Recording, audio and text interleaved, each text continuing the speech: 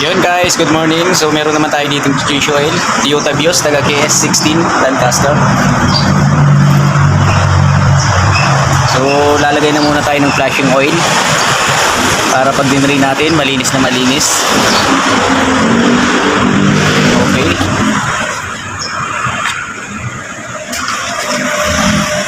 Yan, buhay na mano si sir.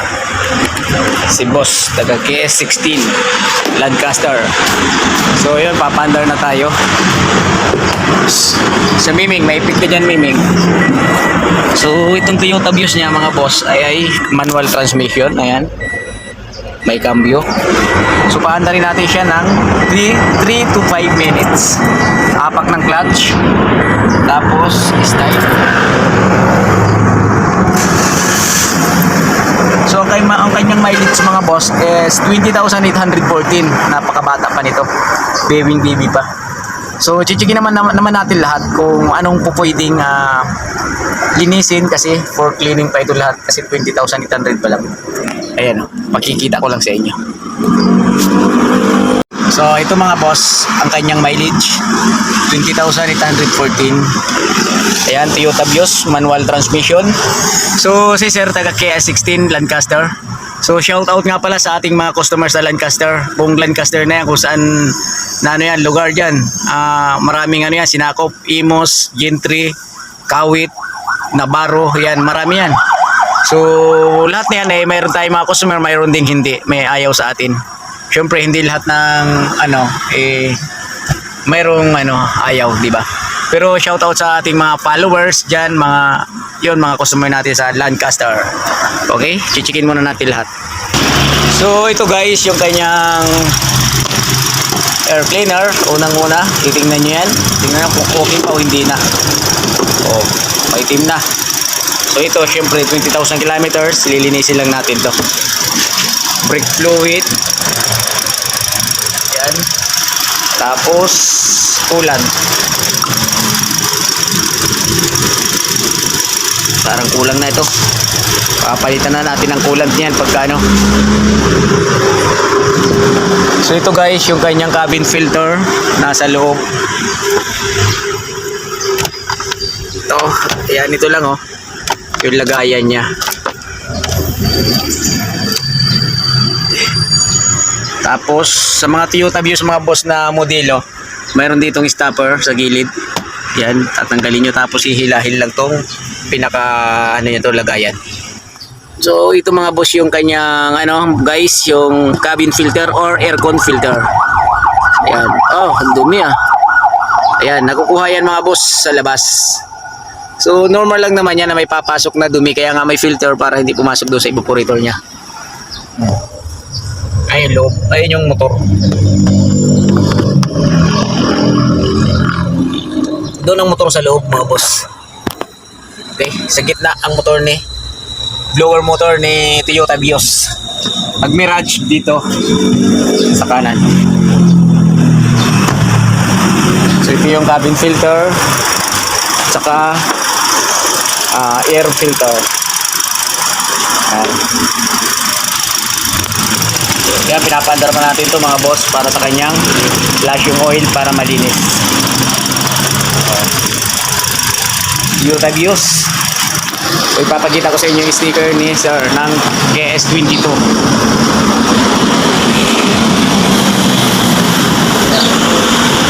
So hindi nga pala si sir, sorry, hindi nga pala siya sa KS16, KS22. So may customer tayo dun, marami. Shout out sa inyo mga boss taga KS22, lahat ng Lancaster Group. Yan, shout out sa inyo mga boss sa ating walang sawang pabalik-balik dito ng mga customer sa shop. Brake fluid, madami pa. Kanyang fan na gano'n na tawag dito, automatic na. So yun, patayin na natin para maiangat na natin, madrain na natin. Ayan mga bossing, off engine. alam nyo sa mga boss, sa totoo lang mas gusto ko talaga yung manual transmission kaysa automatic. Ayoko kasi yung ano eh, walang ano, trabaho yung isang paa pag nagdadrive ka. So dapat gumagana lahat para exercise din yun. Tsaka nakukuha mo yung speed ng sasakyan. Diba? Kahit sabihin mo mahinang humatak yan pag manual, so malalaro-laro mo pa rin yung kanyang power. Diba? So didrain muna tayo. Ayan mga boss, sinaangat na natin sa lifter. Yan, taga KS22 pala si boss. KS21, marami tayong customer dyan. 16, yan, 15. So, taga Lancaster lahat ang ating mga customer dito. So, yung mga taga Lancaster mga boss, ano yan, kung saan galing din na lugar yan eh. Diyan bumibili ng bahay. Ano natin.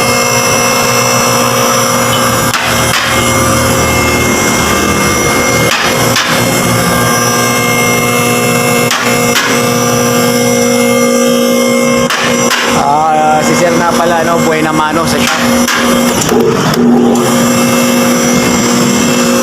Toyota Vios siguro mga 23 model to. Bago pa eh. Okay. So ito, i-drain na natin to. Luwagan muna natin drain plug at saka oil filter. So ito, i-drain na natin yung kanyang langis. Tatanggalin na natin drain plug. So nalawagan na natin ito mga boss. 14 yung ano niya, drain plug nito ni Vios.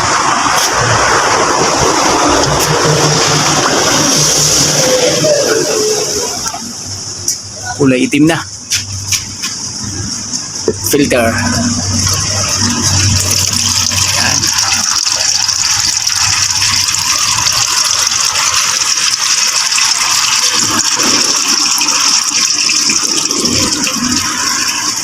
Pagka ganito mga bossing, ano lang ito, ingat lang kayo kasi pagkagaling sa biyahe, pag nag-drain ng langis mainit, baka manuan yung kamay natin, luto yan, altos yan sa ganyang ano, init ng langis.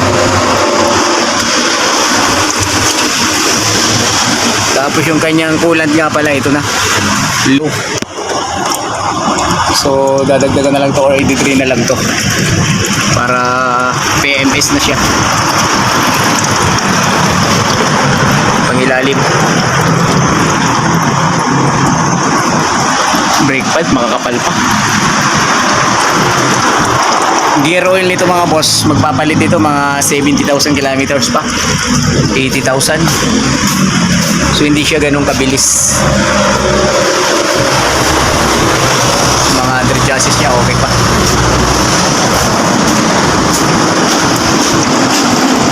Okay, hangin na muna natin para talagang malinis na malinis. So mga boss, mga guys, ito ibabalik na natin yung oil filter na bago. Yan.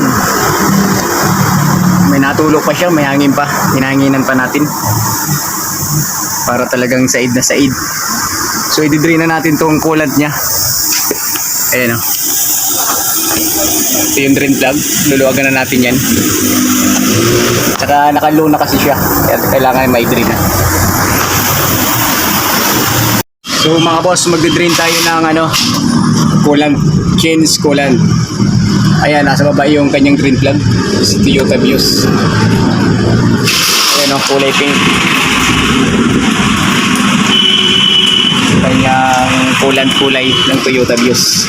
Kasi mga Toyota kulay pink yan. Ayan o. So ibababa natin konti para talagang malakas yung daloy, bubuksan natin sa taas. Kasi pagka hindi binuksan sa taas mga boss, mahina siya. So ayan, dumami na yung kanyang tulo. Bubuksan natin. Okay. So para mas malakas yung daloy ng coolant. Kasi pag hindi natin binuksan yung radiator cap, mga guys, so ganun talagang ano, mahina. Diba?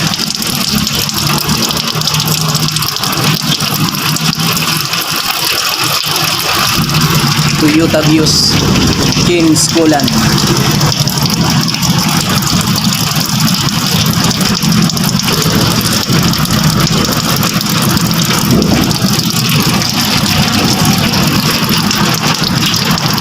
Ito yung drain plug niya mga bossing, no? Kulay dilaw-dilaw na plastic. Pero puti ito, nanilaw na lang siguro ito sa kulang. Mainit. Basa natin ang kulang.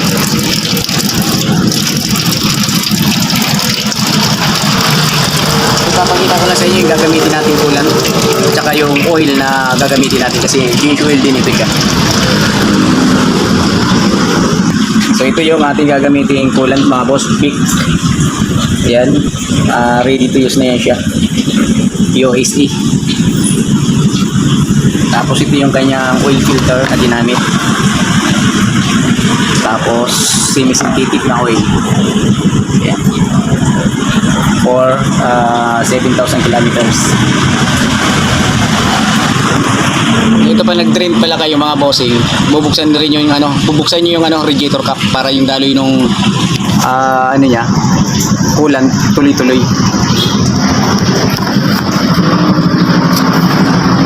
Tapos pwede nating lagyan ng hangin para masaid lahat.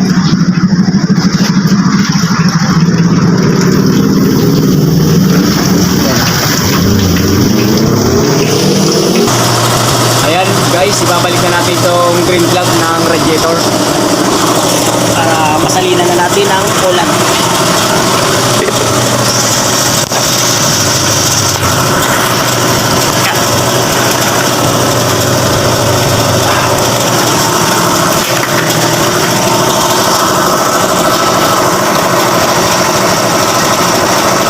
Medyo nakababa kasi kaya nahirapan tayo maglagay. Kamay lang to, okay na yan. Okay.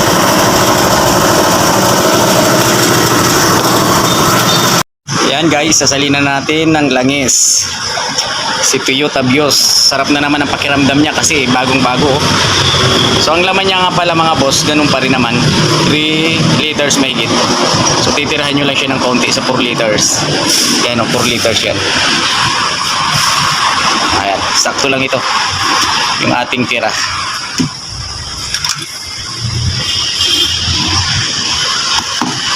Okay. Yung ating imbudo stainless pa yan. Yan. Okay. For 7,000 kilometers ang oil na ginamit natin kay Vios. Tsaka kayang-kaya niya hanggang 8,000 or 7 buwan. Kung saan sa dalawa yung mauna mga boss. Sa oil na to at saka yung may milyahe. Yan. So ito na may sasali nating coolant. So bago ang lahat, hanginan muna natin tong air filter at saka cabin. Okay. Ayan, nalinis na natin si cabin filter. Babalik na natin. Next change, so pwede na itong palitan. Yeah. Sa loob. Ayan.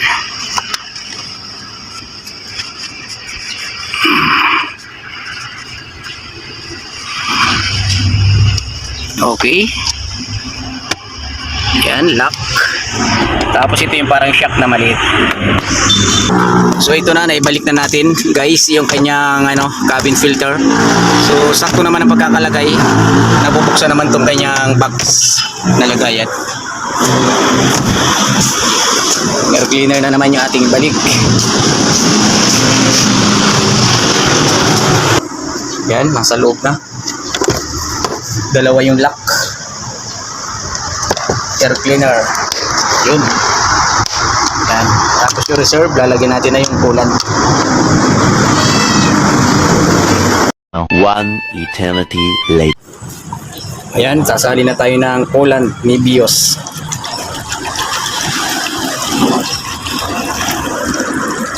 Gumamit nga pala tayo mahabang imbudo para hindi sayang kasi pag natapon.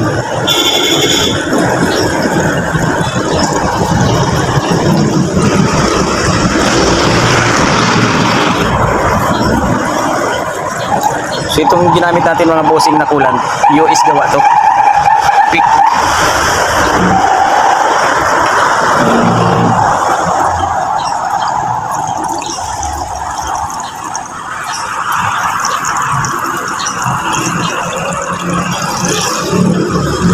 Okay. Okay, 2 liters na to. Kulang pa yan.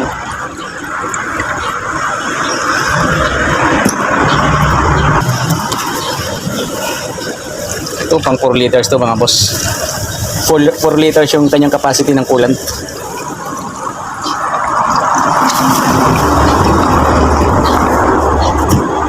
Okay, puno na siya. Pero dapat i-bleed natin to.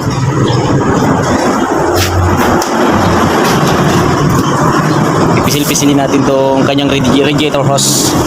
Pati yung sa lower hose.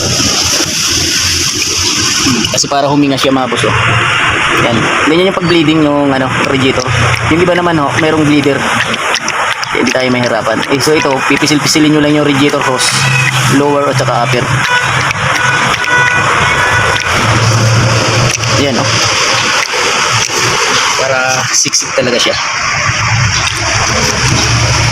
Itong sa reserve marami na yan, puno na.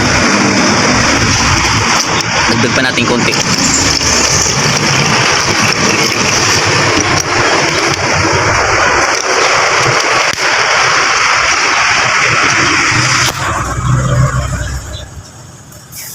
So start muna natin para talagang bleed na talaga.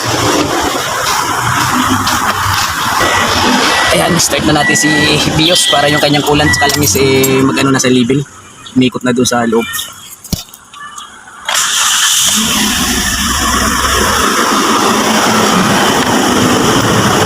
Tapos hangin na natin mga busing yung makina niya para malinis-linis naman. Ayan, bumaba pa siya.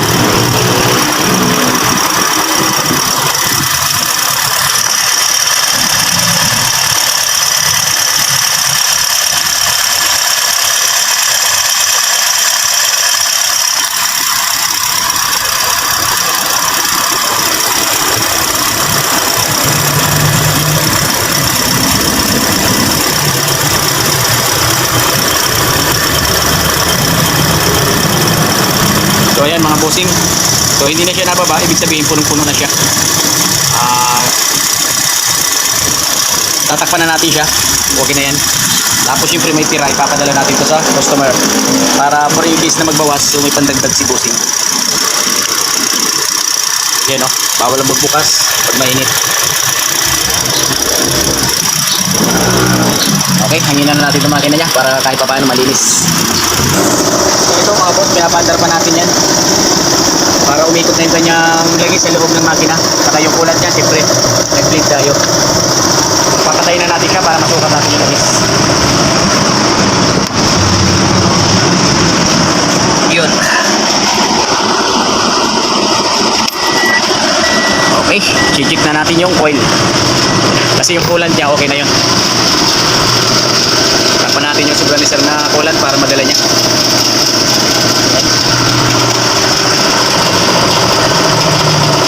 So ito, check tayo ng oil. Tapos dapat pupunasan yung mga boss yung dulo ng dipstick para talagang yun, sakto. So halos hindi makita yung langis ni Bios kasi gasoline yan, napakalinis. Ayan tuldok yan, dapat hanggang dyan lang yung oil. So yun guys, tapos na natin nagawa si Bios. Upgrade na natin yung kanyang coolant, langis, okay na. So yun, ano na natin sa may-ari na okay na siya. Diba? Ganun lang kadali. Pero bago ang lahat, paki-subscribe, comment, share ng ating YouTube channel, Facebook. Okay? Thank you guys.